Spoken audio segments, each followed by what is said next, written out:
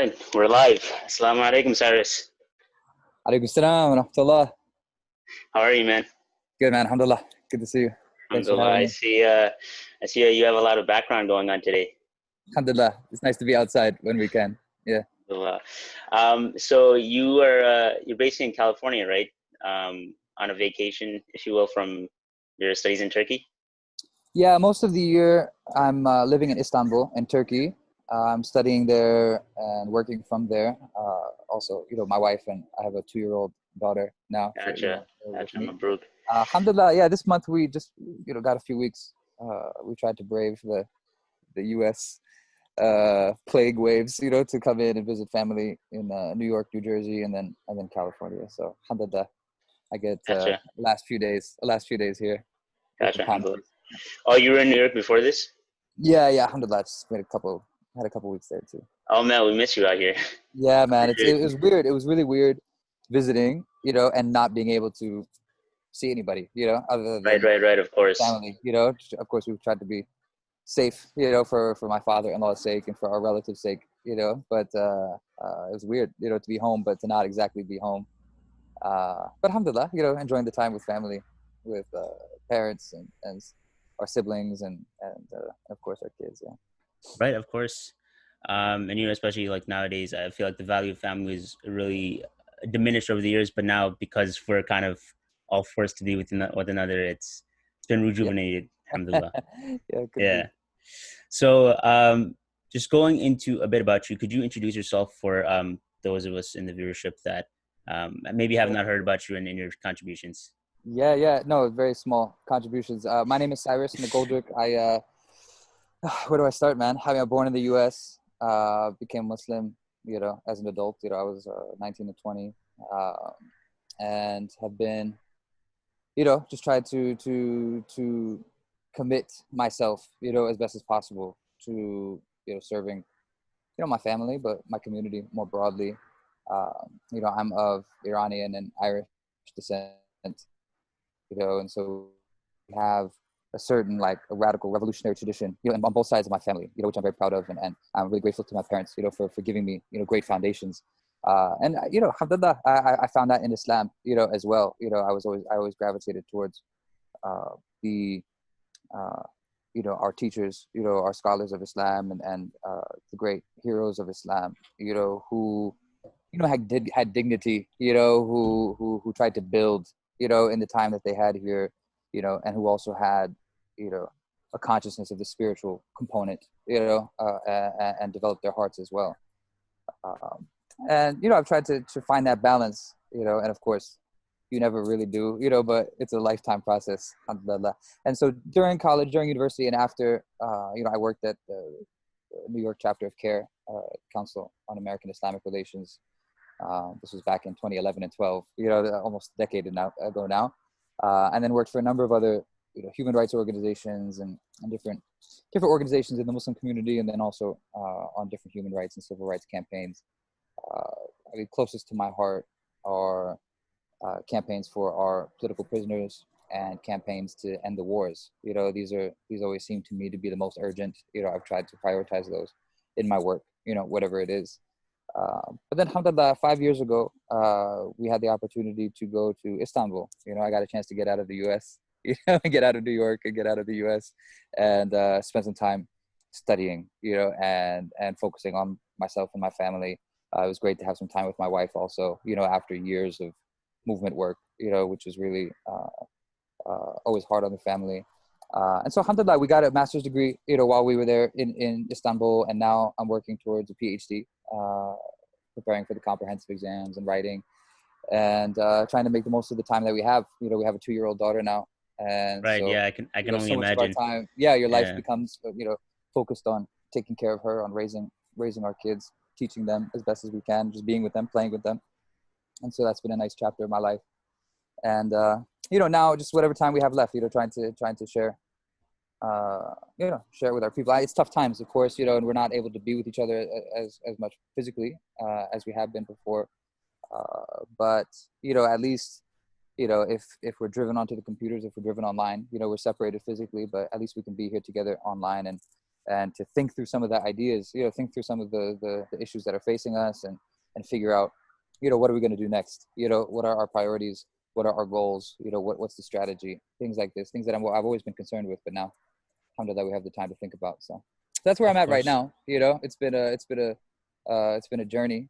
It's been a journey. Alhamdulillah, I'm now 32, and I feel like I've lived lifetimes already. We've seen so many changes, just in our lifetimes, and of course our elders, have seen so many more. So just trying to, you know, combine the energy and the experience, and the youth and our elders, to make something happen, inshallah.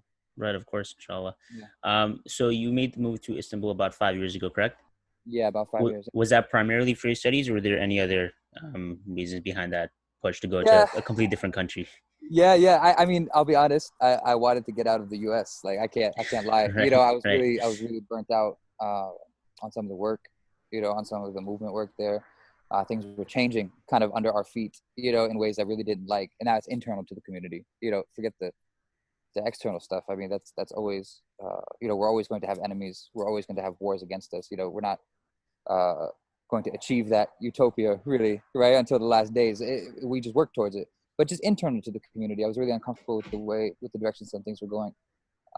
And so to be able to step away and to study, to be able to spend some time working through these questions, to develop myself, to get some distance really from some of the organizational dynamics, and the personal dynamics, that are tearing the community apart. It's been healthy. It's been healthy for me. It's been healthy for my family, in a lot of ways. It's been calming in a lot of ways. It's been centering. And speaking of center too, I mean, it's great to be in a Muslim majority country. To be in a land, where the adhan is called, where there's a masjid on, it feels like almost every block, where people have generally, good character, good akhlaq, good adab, good etiquette. Really, I've really come to really love the Turks and the Kurds and the people of that, people of that nation, the people of Istanbul, and specifically Ayub Sultan, the neighborhood where we live. It's been really a great blessing, one of the great blessings in my life. And so, I never would have known, 7 years ago. If you asked right, me right, right. a year, 12 months before I actually left, if I would have ended up in Turkey, it was not on my radar at all. But just, the timings of things, came together perfectly, and the opportunity was there. And so, alhamdulillah, we did the best that we could. Awesome, man. Yeah, Turkey just seems like a really cool place nowadays, especially with the Hagia Sophia opening up, and then there's just so Yeah, much it's hype exciting. surrounding Exciting moment. Yeah. Turkey right now. Mm-hmm. Yeah, like a few of my friends went to Turkey a year ago for the free Turkey trip they offer to Oh, college students and Turkin college Foundation. grads. Turkin, Yep, right? yep, Exactly. yep. Which I heard was a bit of a propaganda trip. Sure. Yeah. Turkey spends a lot of money on that, of course. Right, right, right. As But every they love that experience, and like Yeah. every now and then they still talk about it, and it's been like over a year. Good. Good. So yeah, I really want Propaganda to go to works. Turkey. Exactly, propaganda works, right? It's a good investment. No, I mean, of course, Turkey is a very nationalistic country, like America. Yeah, I don't think I think being in Turkey helped me understand America better, and being American helped me understand Turkey. They're two of the most nationalistic countries in the world that I've ever visited. And uh, it's not always necessarily. Actually, it is kind of always a bad thing, but rather, I would say though that Turkey and Istanbul in particular, is an important land, like it's an important community in a way. The nation of Turkey, forget it. These nation states are, right, right, right, I really don't care. None of them are particularly legitimate to me or right. morally superior. Rather, the Turks Yeah, are I think you posted some status a while ago about like you completely denounce the U.S., but New York will always like yeah, be that community or something like that, right? definitely. Where it's just like the community around you just seems like their own nation state at one point, like completely Yeah, like different from the rest of exactly. the country. That's real, right? Hmm. Nation states, these are just there's the famous book that everyone has to read in college, the Imagined Communities, right? It's nation states are really just, they're fictions, right, that we all agree on, right, to a certain extent, or it's a corporate structure or something, to bind us, in certain agreements. But that's not really what's real. What's real is you and I. What's real is my family. What's real is our neighbors, our neighborhood, our block, right? And we forget that sometimes. We get caught up in politics and big strategies and geopolitical movements and Right, right.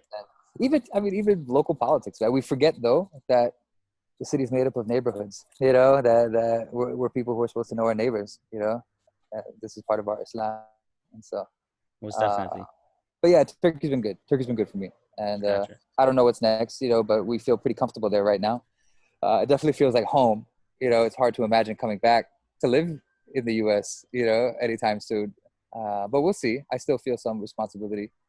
But we'll see. We'll see what's next. Gotcha. What type of studies are you doing in Turkey right now? So mostly I'm in Ibn Khaldun University, named after the great North African Right, scholar. of course.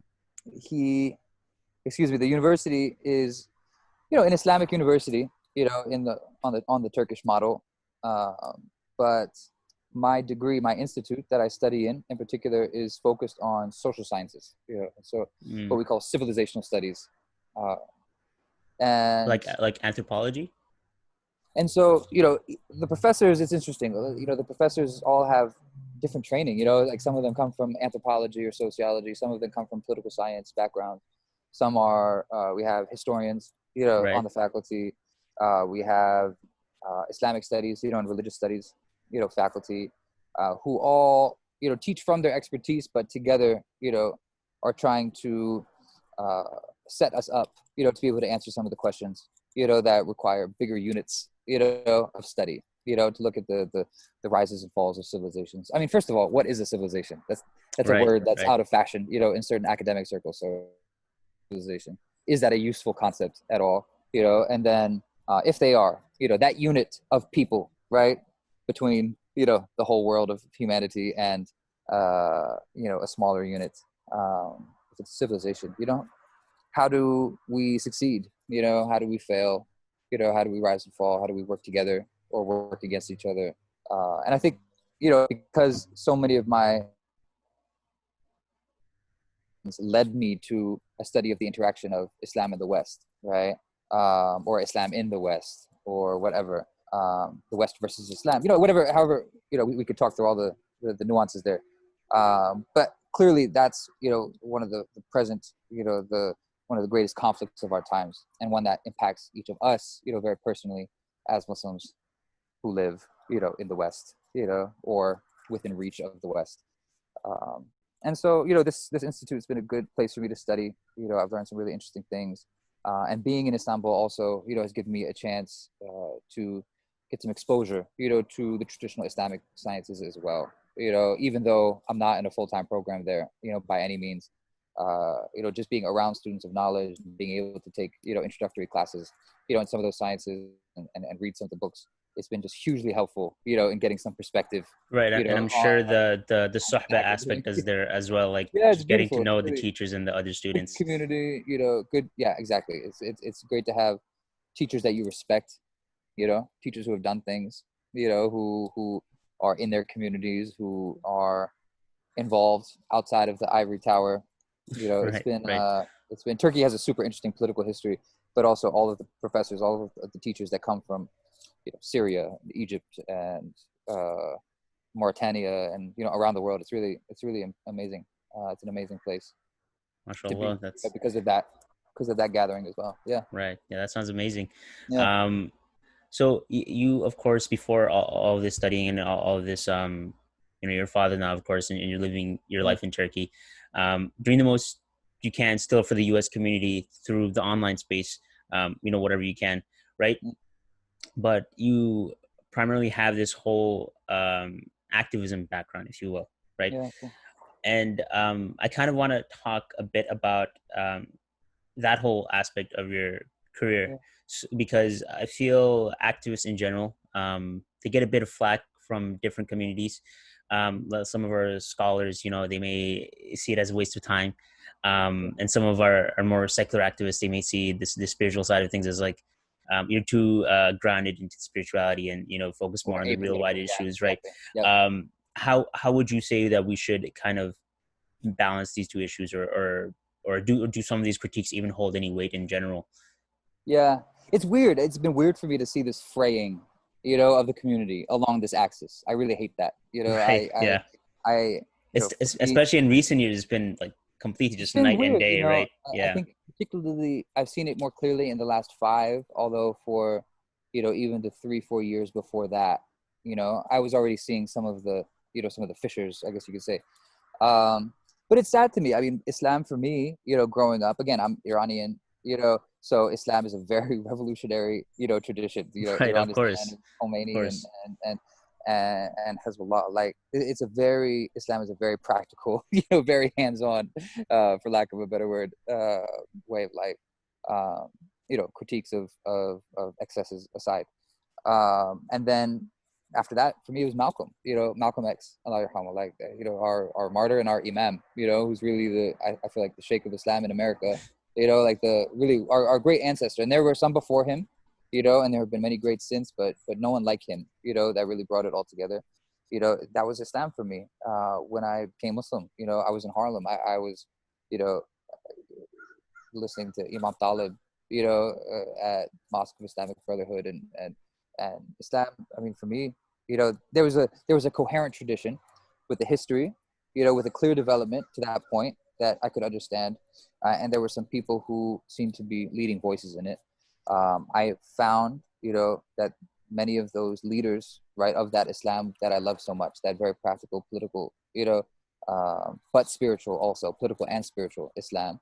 Many of those leaders had been imprisoned, or had been exiled, or had been assassinated, and so to to then, in the years afterwards, just getting involved in the community, working for CAIR and for different organizations, to see that that was not the Islam that most Muslims in America were practicing, it was really disappointing for me. Honestly, it was Right. A really, lot of the time, it kind of seems one or the other.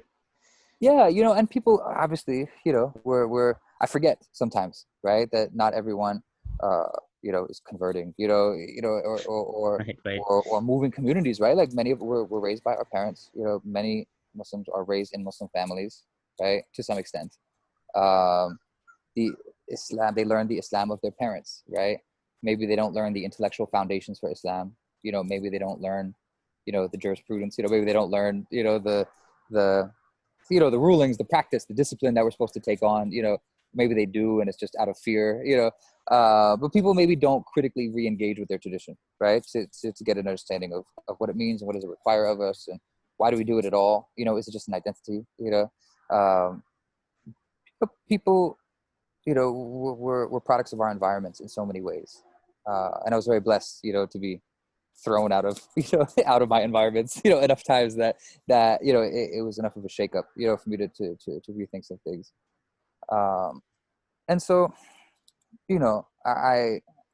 I've found, after a few years of focusing on a defense of Muslims from, oppressors, right, whether in the American government or elsewhere, I moved, I think, to a focus, to placing a priority on our internal dynamics, towards our own understandings of Islam, having a good historical political education, right, so that we can make the right decisions when we engage politically, right, so that we can uh, engage politically in light of our Islamic foundations, right, in the context of our worldview, with that in mind.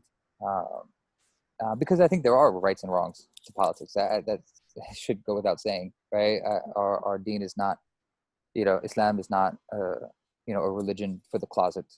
It's not a religion just for your home, right? It's something that impacts every our entire worldview. And so, I've tried to, do what I can to repair that a little bit. I'm not always, Right. Right. Of course. successful or necessarily like productive in that. Sometimes the social media, conversations get crazy. Yeah. It's, and I mean, it sounds silly, because social media, it seems like a little box, it seems like a computer screen or a phone, but that really is where a lot of our communication happens, right? As national, American Muslim communities or whatever, English speaking Muslims worldwide. So We don't have to diminish that either. Yeah, of course. I But was we don't listening always take to it seriously. Yeah. right. I was listening to podcast by I think you're familiar with him, Dr. Shadil Masri. Yeah, of course. Yeah, Um, yeah. right.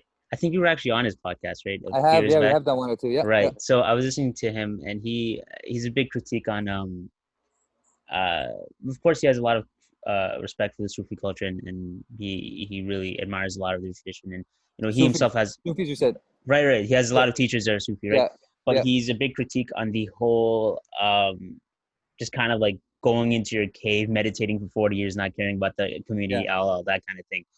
And he's like you really have to live in the world, man. Like that's not helping out anyone. Like maybe Right. helping yourself, but that's not doing anything for the rest of the community. Right. And I mean, especially in this time think and about it, age, right? right? Our example is the Prophet, alayhi salatu wasalam. The Prophet Right, Muhammad, peace and right, blessings be upon him. Like everyone that came after him, from his family and his companions, from their students, the chains of this intellectual and spiritual tradition that spread out around the world, right? Just right. exploded around the world from this powerful center. You know, all of them, kept what they could, right? Maybe they had some successes, they had some weaknesses, some strengths and some weaknesses, right? Everyone that we look at, every group, every sect, every faction, whatever, almost all of them, have some redeeming quality, all of them, or have great things that they just, not just small things, but great things that they're amazing at, that they really thrive in, some in education, some in spiritual development, some in political organizing, some in dawah, the tabligh, like, there are different groups who are really Yeah, like, really great at certain things. And then maybe they, have had to sacrifice other things. right. Right. Uh, and this is one of the risks, I think, of being pushed into a movement culture or a tariqa culture, right? An order culture, is that that becomes the only way. You're this way, right? Which is one way, becomes the way, capital Hmm. T, capital W, right? My sheikh is the sheikh, Right. and anyone that he disagrees with is an enemy. Um, it becomes very dangerous. It becomes really dangerous. I think that when it comes to your previous question, about the activists and the scholars, right? Each group has its strengths, like if it weren't for some of the activists, many of whom were not even Muslim, right? We would have done even worse in this last 20 years of the war on terror. The fact that some of us have even survived it all, right, is because of the very disciplined work of some of our allies, right, in different communities. It's not all left or right, but different political communities, allies that have stepped up for us, right, in these last 20 years. And then on the other hand, right, our first priority always is securing our afterlife as well, right? We can't at all sacrifice our beliefs and our practice, our most basic Islamic practice or discipline, and so, we need everyone to to do well. We need everyone to learn and to teach, to work, and to save and to protect and to, whatever it is, everyone has their lane. But just people always feel like they're stepping on toes, and people have certain red lines that they feel like are being crossed. This happens, of course. Hmm. We're constantly dealing with this. When you find yourself in political organizing, it's just constant conversations about the internal dynamics of this and who's doing what. Right. But we're all, some of us, we get to a point where we have some clarity, perhaps. We try to have some clarity on what our goals are. What kind of world do we want to see? What kind of world are we trying to build, really? Like if everything went well, if I passed away at an old age, Hmm. what world would I like to leave behind, for my community, for my family? And then that gives us a chance to work towards something. We develop a strategy towards those goals. There's going to be people in our community, right, that do not have the same goal as us. That's a question that I find we are not speaking enough about. We talk about, oh, we're all Muslims, so we should have some unity. But this is really just rhetoric. Like it's a nice ethic. Absolutely, we should work towards unity. But part of a principled unity and an effective practical unity, right, is having a shared vision, right, for where it Right. is Right. trying to go. Not just Jannah. Of course, we all Mm. want Jannah. May Allah give us all Jannah. Like I that's mean, not, and it's not to throw that away. I'm just saying that's for granted. Let's take that for granted, right? But there are different political visions, right, for what a healthy world looks like. You know, within just among the Muslims, right? There have been great divisions about this, and so those are the questions that I think we have to work through. We have to be honest with ourselves and honest with each other, and then we'll know, you know, how to work better together. You know, I think that we would find a lot of scholars and activists who would happily work together if they could be separated from camps of the scholars and the activists, you know, Right. over Yeah. here, as if it's like some left and right, you know, that we have to have a, you know, a CNN debate to solve, or an ISNA debate for that matter. You know, I think it's really, I think it's Ooh, really, that name's uh, been really controversial lately. what did ISNA do recently? Uh, What was their last mess up? Allah it God. was something along the lines of going against the decision of Hagia Sophia, Oh, the turning ISO back to debate. That's Masjid. right. That's right. Yeah. Allah, Allah. Yeah, yeah, yeah. That's right. That's right. Anyway, khair. Right. So going back to your influences, right? You mentioned some heavy names, right? Malcolm X, of course, Yeah, one of the yeah, imams of our modern ummah, right? He sadly was a martyr of ours, even. Um, do you have yeah. any classical figures that you look up to from the Salaf or from the Tabi'een that Oh, sure, sure. very Yeah, yeah, revolutionary figures that also tie the bridge between activism, Islam, community work? yeah, yeah. Oh my God, man. I mean, this is our tradition. Like, this is really it's such a rich history. Um, I mean, if we're starting from the beginning, you know, we think about, you know, really, and I mean, practically, names, you know, aside, like who the khulafat were, like who the four or five, if you include Imam Hassan, like alayhi salam, like the, you know, the five khulafat, like these caliphs, right, of the Prophet sallallahu alaihi wasallam. You know, think about who Abu Bakr was, and Omar, you know, and Uthman and Ali and Hassan, and then Hussein. Like, think about who these people were, right? Really, like as individuals that were shaped and raised by the Prophet sallallahu alaihi wasallam. You know, like really great men, you know, really just amazing human beings. And we understand why they were the best, you know, the best generation. Uh, the you just they're just learning from them, you know, from their biographies and from their statements. And I mean, even what we have from the Prophet ﷺ is from his family and his Sahaba and from his companions. You know, like it's just, my God, man, it's really like it could bring tears to your eyes. You know, to just the wealth of knowledge and you know, the richness of that example that we have to strive for.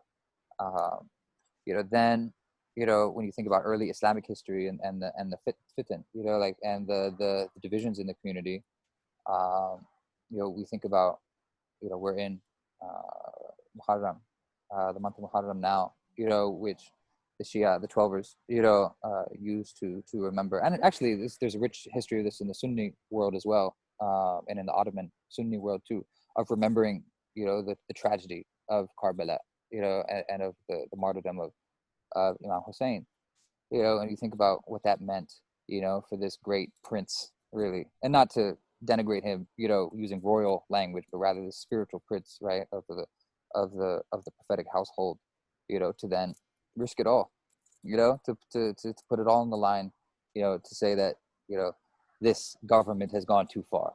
You know, this government is not Islam. You know, to put his life, to sacrifice his own life, you know, to raise that banner. Because you see then that then inspires others, right? That then inspires his other descendants and nephews, you know, and around the world, different movements around the world. You know, our four imams of fiqh, you know, of the four Sunni schools of fiqh, all four of them, just revolutionary Yeah, hearts, either imprisoned, you know, tortured. revolutionary spirits. Right. Like, think about, like, amazing, really. Like, you think about Imam Malik, Imam Abu Hanifa, you know, Imam Shafi, like, and Imam Ahmed too, in a way. Like, sometimes, you know, people, you know, I mean, make Imam amalgamations, Ahmad but was literally tortured like, until like the you last know, inch of his life. like So, revolutionary, man, really. May Allah, you know, grant them his Jannah. You know, I mean, it's the highest levels of Jannah. Like, these are our pillars, right, of this of this tradition, right? But also pillars of our intellectual understanding, of our political understanding. I mean, uh, you know, then, you know, the Imam Zayd ibn Ali, right? We another one of the descendants, right, of Imam Hussein. You know, the one of the descendants of the Prophet sallallahu alaihi wasallam, another revolutionary, right? Who you know, felt that he was the Imam and he would be a better Imam, and he raised the sword, you know, to take it. You know, these are great figures in our tradition, and you know, sometimes these names get lost in sectarian polemic, right? But we can't let that happen, really. This is Islam. These divisions came a little bit later, um, or I should say, these theological divisions came a little bit later, I think. Uh, and then, if we're doing a quick scan of history, I mean, if we really studied Imam Ghazali's life, or before, Junaid, uh, Ibn Taymiyyah, like these are like really, like, we look at their politics, there is a great foundation, for a well-rounded understanding and a political understanding, right? Uh, the possibility, to hold the ruler to account, right? The fact that rules apply to the ruler as well, to the Khalifa, to the king. Um, Ibn Taymiyyah is a big reviver of this, at least seems that way from our perspective now. We see that turning. Some of his followers may not agree. And yeah, and that's the thing, right? You could, what does it mean to follow him today? Right, of course, of course. Yeah, it's so a lot. Yeah, again, this stuff gets bogged down, in madhab differences, and scholarly disputes that are now like the stuff of meme wars, like literally things that people were writing books to refute. Right. Now we make memes about it, but anyway, this history is rich, is my point, and then if we fast forward, I mean, we should be inspired also by the good rulers also. I'm kind of a anti-authoritarian, in so many ways, but let's honor the good that the good sultans did, right? When we look at even from the Bani Umayyah, or the Abbasid, or the Ottomans, Umar ibn Abdul Aziz, for example, correct? Recognized as great, as great leaders, not kings, but leaders. Mm-hmm. When we look at the Ottoman history, it's a complicated one. There's ugliness, of course. We don't have to defend it. We don't have to excuse it. But there were great leaders there. Leaders that, if we look at Mehmed II, al-Fatih, the conqueror of Istanbul, of Constantinople, perhaps one who was praised by the Prophet, along his best, the beating of that hadith, we should learn from them, and their lives, the good and the bad. And then, of course, and this is, I think, especially important for us, like you and I and our generations, young people coming up, and people who are active still, to learn from is the anti-colonial struggles, right? When we started losing, basically, we have 1,000 years of Muslims really, growing steadily. We take some losses, of course, but generally you see the sphere of Islam, of the political authority of Islam, spreading. And then, of course, there's a turnaround. There's perhaps a high point, the 16th century and 1500s, with Suleiman. But then we start taking losses, and there's reasons for this, right, that we should learn from. We should also learn why we lose. There's people that we learn from. How did they win? Why did they win? Both in terms of political, military victory, as well as spiritual victory, Allah knows best. But we should also learn why we lost. And then we should learn from those people who fought against that, who tried to hold the line. There were people, when we look at the West African Islamic tradition, the North African Islamic tradition, the East African Islamic tradition, the Arab world, and the Persian world, and South Asia, and Southeast Asia, just across the Muslim, with the Balkans, in every corner of the world that Muslims have gone, you see great people rising, who are fully just, powered by Islam, and really are able to make something, to make an impact, and to benefit people, to protect people, to guide people, and so, some of the names, who are the names that we always remember, those that fought, the Africans that fought the French, or the British even, and the French. It's just too many names to count. Uthman Dan Fodio, Ahmadu Bamba, Abdul Qadir Jazairi, Omar Mukhtar. I mean, there's a couple centuries we're talking about here. Right. But literally just, scan your eyes across the map, and think there's so many great people, Right. in every time and place. We got to learn those histories. I mean, I know history is dry for some people, but you have to find the stories in it. You have to find the people in it. It's not really, the dates of the battles aren't necessarily the most important part, unless you're a scholar of the field. Really, we have to understand the people, who these people were. They're our ancestors in so many ways. They're our cousins, our great uncles, our great aunts.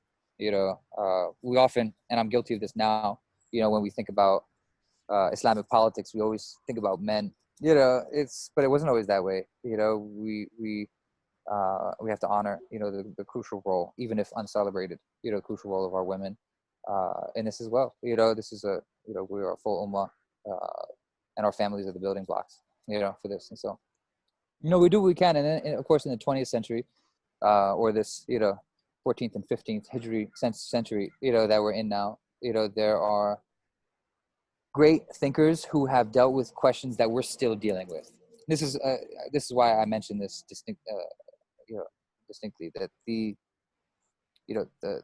period, the 100 years now after the fall of the Ottoman Khilafah, right, is a somewhat unprecedented political situation, for most of the world's Muslims, right, to not have a generally recognized spiritual center.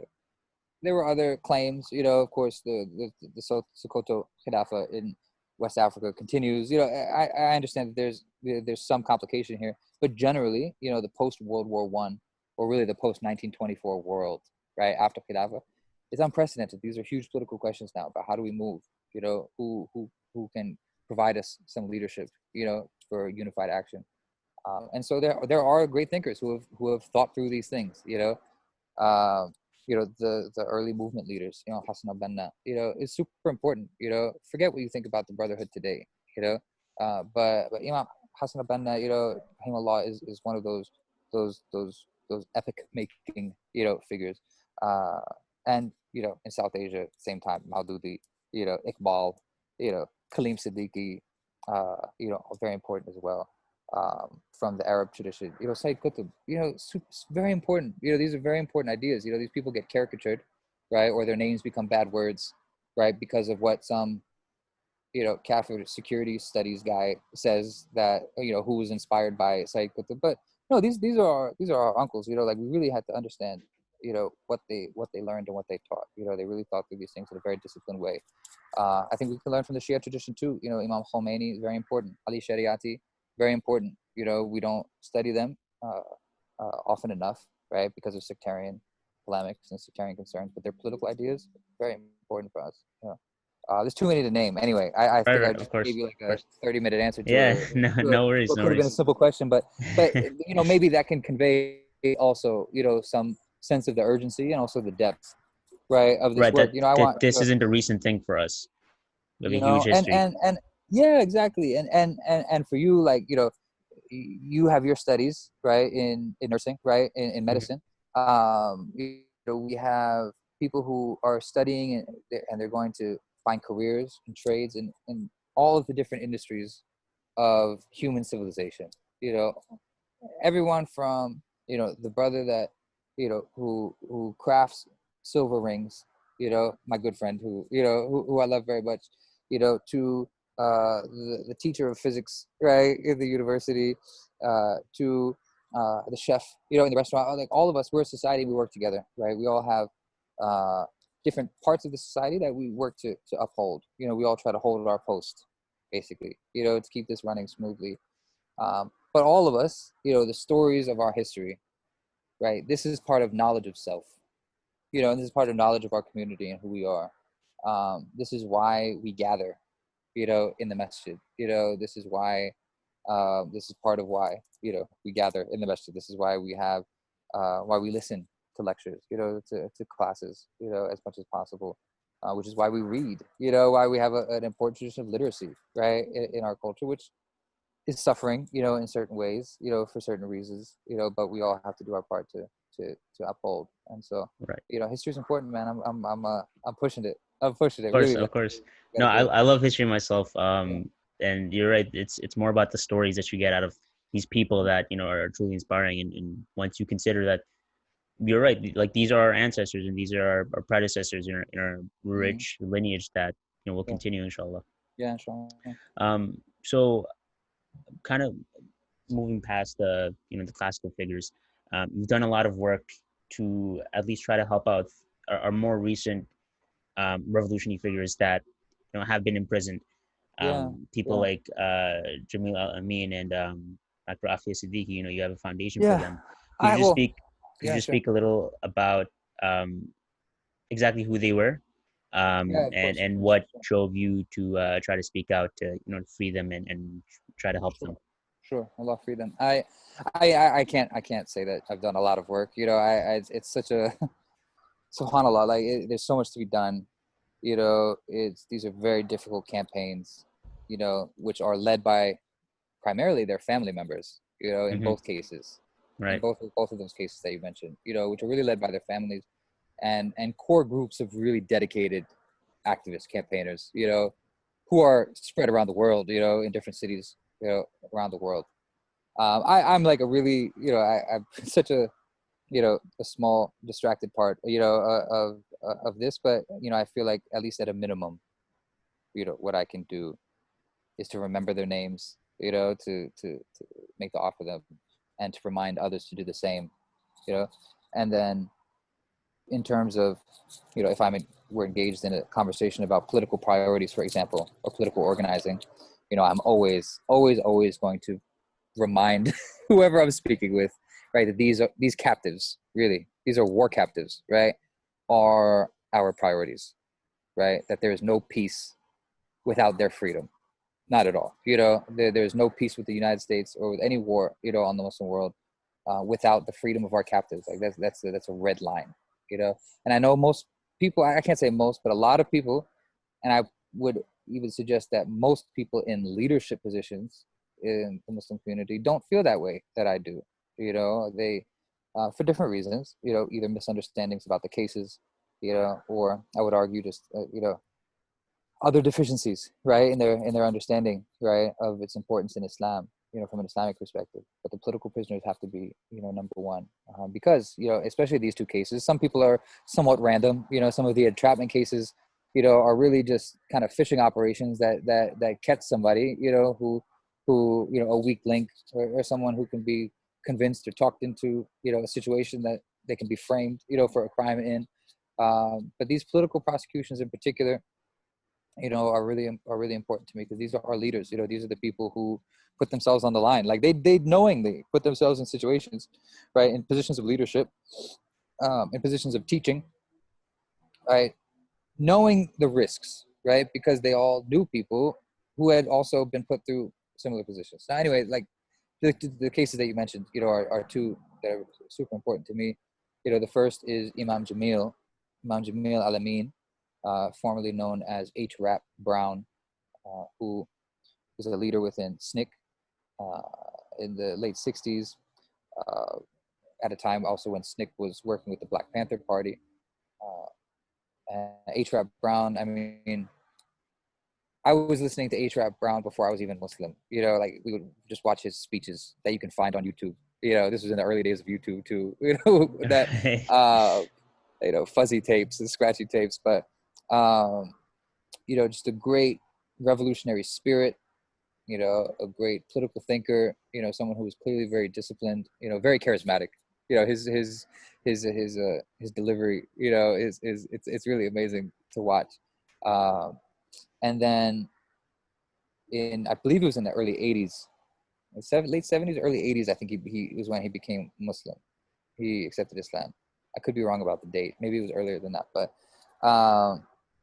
and when he became a Muslim, he was a leader, and he continued to lead, in just a really beautiful way, to see how he then developed a Muslim community, mostly in Atlanta, but also a national movement, with allies and jamaats, congregations around the country, I believe. Uh, Really, just a great national figure, right? And still disciplined, still revolutionary, still but revolution by the Quran. It's an important story to learn from, much like Malcolm's, in so many ways. And I think he's really one of those great inheritors of Malcolm. But anyway, in the year 2000, he was framed for the shooting of, I think, two police officers were involved. He wasn't there. The gun that shot the police officers wasn't his. Someone else confessed to the crime. Like literally, some other guy was like, "I did that." Yeah. He didn't do that. Yeah. But still, they convicted him of it. a court convicted him of it, and he's been in prison since 2000. This is 20 years now. That our elder, really, this is an elder of Black Power struggle and an elder of Islamic movement in America. Has been in prison, right, in really punishing conditions. He was so influential, so inspiring, even to other prisoners, right, in the prison that he was in, that they moved him. They ended up, trading him from a state prison to a federal prison. In recent years, because of the super obvious, glaring errors, right, in the case, there have been some efforts to try to have a retrial, different petition efforts and things like that, different legal appeals, things like that. But these are really uphill cases, and I don't think they've seen, a lot of wins there. He's one of those people that, he's in prison for a reason, basically, right? He's in prison because of what an important leader he would be, especially in a moment like right now. To have a powerful, revolutionary Black Muslim leader, charismatic, great with media, great with people, with a local base, with local bases. I'm sure the government would be terrified of that. There's a reason that he was brought down in such a well orchestrated operation. But that's also why it's so important that we free him, that we understand him as a political prisoner, and then as a priority for freedom. The other case is Dr. Aafia Siddiqui. Super important case. I mean, I remember her when she was arrested, when she was first found, I should say, in Afghanistan, and then charged with first she was kidnapped in Pakistan, kept in a secret prison, probably the CIA's black site prison in Bagram Air Base in Afghanistan, for 5 years. Two of her children, were kept for years and then returned to her family members. Her youngest baby was killed at the time of her kidnapping, and then she's taken to an American secret prison, tortured, raped, by American soldiers, and then 5 years later, just appears in a daze, in Afghanistan after being kidnapped. Remember, in Pakistan.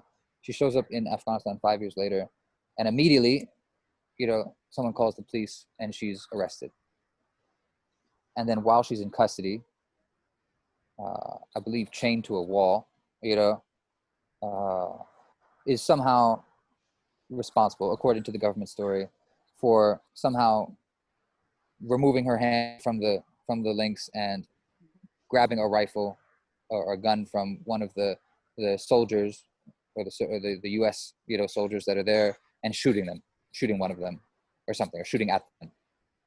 She didn't hit anything, and then they shot her in the stomach, and then charged her with trying to kill them, and then flew her into New York for a big trial. They called her, New York Post called her Lady Al Qaeda, of course, and I think they sentenced her. They convicted her, and they sentenced her to 86 years in prison for this, and really all of it just to cover up, the many years of abuse that they put her through. They just could And never let her if I'm not speak. mistaken, she was originally a U.S. citizen as well, right? She's actually a Pakistani citizen. Oh, right. And Okay, she was in gotcha. the U.S., which is also another dynamic to this, Right, right, right? right. That really the U.S. has no right to keep her here Mm-hmm. for so long. Pakistan. It really falls on Pakistani leadership to push for her, extradition, or for her, for her release to Pakistan.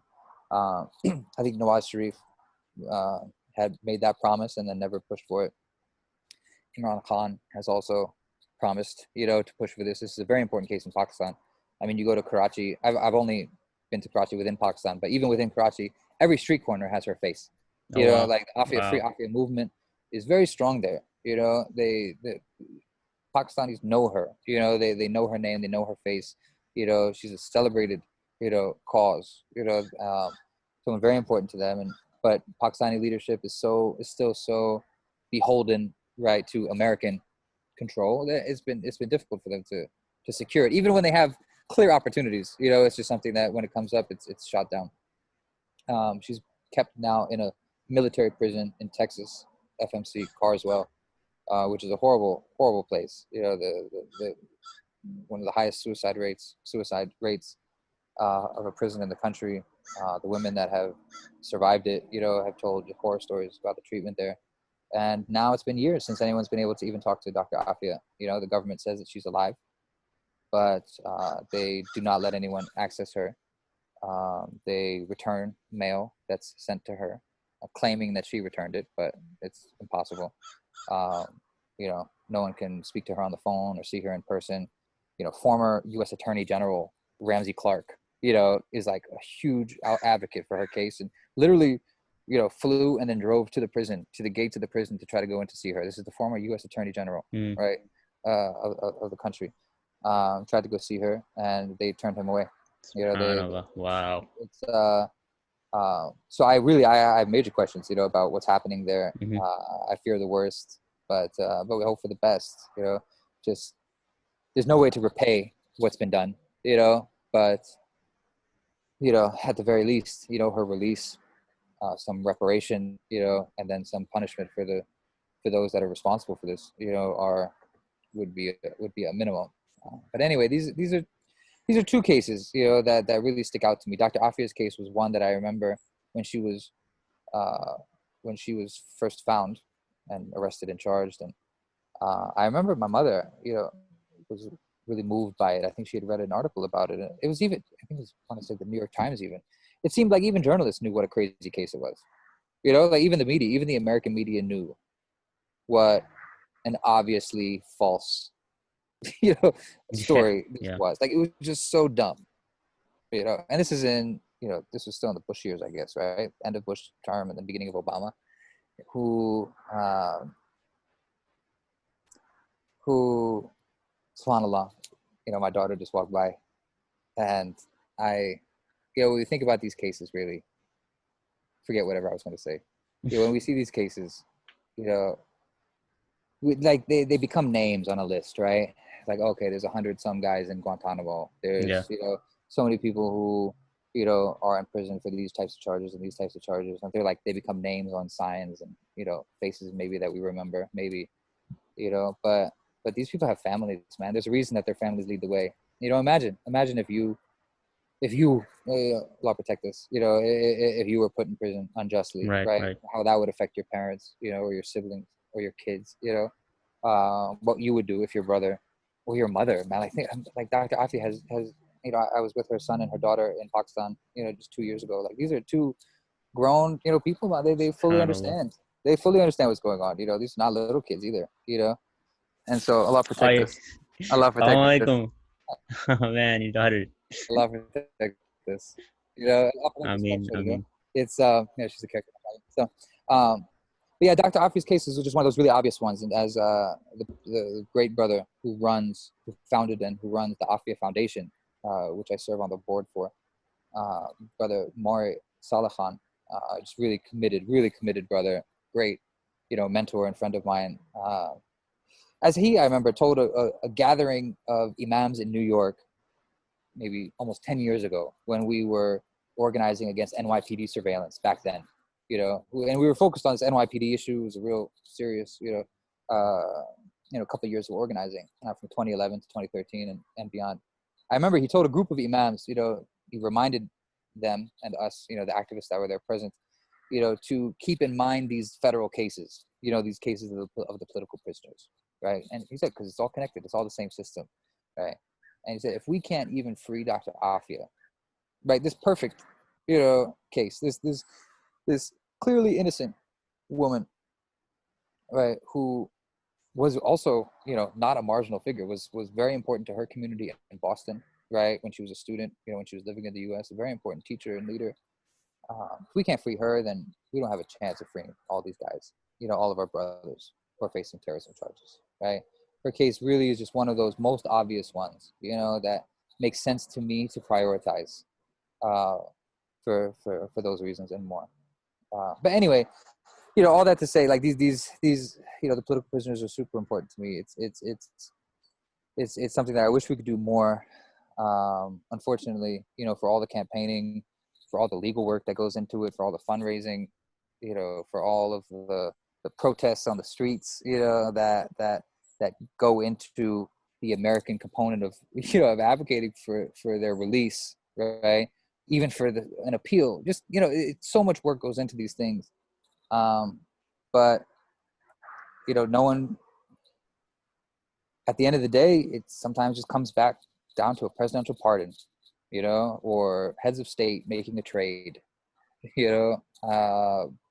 It's or the Taliban arrests Bo Bergdahl, an American soldier in Afghanistan, and then is able to trade him for five Right, right. five Taliban leaders. Yeah. Like maybe that's the fast way, but not for all of us. So it's tough, man. It's tough work for the people who are doing it, who are leading it. But the best we can do, we have to make dua. We have to keep spreading the word. When we're having these political discussions, it's not about like what president would deal with COVID better, or differences on health insurance policy. And these things are important, 100%, very important. But you find a lot of the centers of both parties, agree on so much. And one of those things that they agree on is war. But the most urgent policies, I think the most dangerous policies of federal government, for example, right, are those that are resulting in real death and imprisonment, that are putting people in cages and dropping bombs on people's heads, and it really, those are always going to be my priorities, I think, when it comes to whatever politics we do in America, is keeping that in mind. We're an ummah, we're a global ummah. And if we're here, if we're voters, or if we're involved in politics or a street movement, whatever responsibility, to not think less, of our brothers and sisters if they're in Afghanistan or Iraq or Somalia or Libya, and do what we can to make sure that the government that we pay our taxes into, is not given free license to continue doing that damage. Right. Inshallah. I think that's a perfect way to wrap up. Yeah, man. Thanks for your time, dude. I really No, this no was fun. worries, man. It's really No nice to connect worries. with you after all these years. Like I Alhamdulillah. I have to say, like, you and your friends, are part of a generation that I really love. Like I'm not that much older than you, by any means, Right, of course. but like we come up my in New York and doing this work, you guys at in Brooklyn and around, always inspired me. Your commitment, by your energy, your sincerity, by the love that you brought to this dean, by the style that you brought to this dean. Like it's really, I think really great things. Inshallah, inshallah Inshallah. will come. Right. From these connections, and so keep doing you, and I'm always at your service wherever I am in the world. Inshallah. Inshallah. And truly, like, I really appreciate you taking time out of your day. I know we've been trying to do this for a few weeks, and you said this is the only hour that you had, and I was like, I need to, like, I I can't appreciate reschedule that. this, man. Yeah, I So appreciate it. alhamdulillah. Anytime. We'll start Of course. So jazakallah khair, man. I pray that we can all implement your advice of trying to bridge this gap between politics, spirituality, of remembering these names that you just mentioned, Imam Jamil, Dr. Aafia, so many other political prisoners. May Allah free them. May Allah, give them the best in this world and the next. I pray that we all remember them, and we truly make dua for them, and truly want the best for them. And any revolutionary that Appreciate you, brother. Thank you so much is for your time. leading us. Yeah. No Ameen. worries. I mean.